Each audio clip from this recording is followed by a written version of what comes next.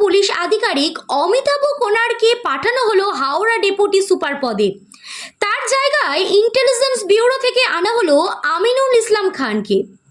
লোকসভা নির্বাচনের মাঝেই রাজ্যের একাধিক পুলিশ কর্তাদের বদলি করেছিল কমিশন। আদর্শ আচরণবিধি উঠতেই পুনরায় তাদের ফেরানো হলো পুরনো পদে।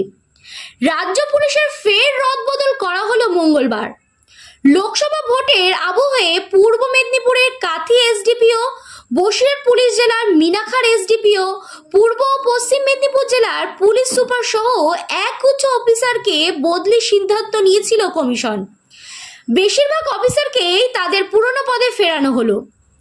আইবির জয়েন্ট অ্যাসিস্ট্যান্ট ডিরেক্টর পদে পাঠানো হয়েছিল দিবাকর দাসকে। তাকে ফেরানো হলো পূর্ব মেদিনীপুরের কাথি এসডিপিও পদে। পূর্ব মেদিনীপুর জেলার কন্টায়ের এসডিপিও পদে নিয়ে যাওয়া হয়েছিল আজারউদ্দিন খানকে। তিনি দার্জিলিং ডিএসপি ছিলেন, সেখানে ফের পাঠানো হলো তাকে। বসিরহাট পুলিশ জেলার মিনাখায় এসডিপিও পদে ছিলেন আমিনুল ইসলাম খান।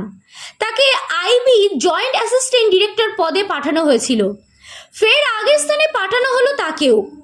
বসিরহাট পুলিশ জেলার মিনাখায় এসডিপিও পদে পাঠানো হয়েছিল অমিতাভ কোনারকে। তাকে পাঠানো হলো হাওড়ার গ্রামীণ ডেপুটি এসপি করে। এমন আরও তথ্যের জন্য নজর রাখুন খবর এখন বাংলায়।